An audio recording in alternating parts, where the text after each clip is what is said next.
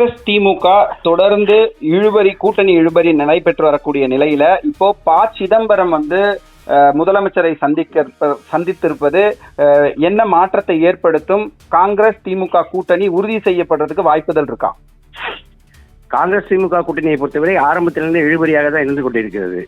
தமிழக வெற்றிக் கழகத்தை விஜய் ஆரம்பித்தவுடன் தங்களுக்கு இன்னொரு தளம் கிடைத்திருக்கிறது, இன்னொரு முதுகில் ஏறி சவாரி செய்ய வாய்ப்பு இருக்கிறது என்பதால் காங்கிரஸ் தொடர்ந்து திமுகவுடன் அம்பிழித்துக் கொண்டே இருக்கிறது. வேணுகோபால் பேச்சுவார்த்தை நடத்துவார். அதே நேரத்தில் பிரவீன் சக்கரவர்த்தி திமுகவுக்கு ஆட்சிக்கு எதிராக பதிவுகளை வெளியிடுவார். அதே போல் அவர் தாவேகாவுடன் பேச்சுவார்த்தை நடத்துகிறோம் என்று கூறுவார். இப்படி அவர்கள் திமுகவை அம்பிழித்துக் கொண்டே இருந்தார்கள். இந்த நிலையில் கூட்டணி ஆட்சி கிடையாது என்று திட்டவட்டமாக கூறிவிட்டார் முதலமைச்சர் மு.க.ஸ்டாலின்.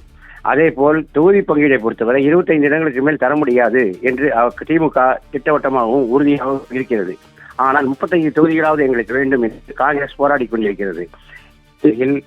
இன்றைய தினம் வரை இடு விதித்திருந்தார் மு.க.ஸ்டாலின் என்று தகவல்கள் வெளியாகின.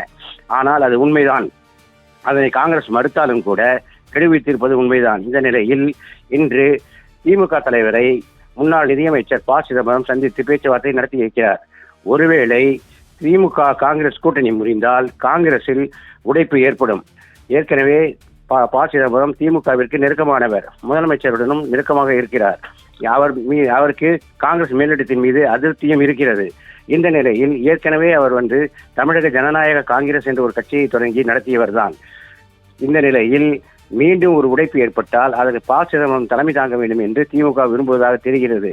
அந்த அடிப்படையில் கூட சிதம்பரம் முதலமைச்சரை சந்தித்திருக்கலாம்.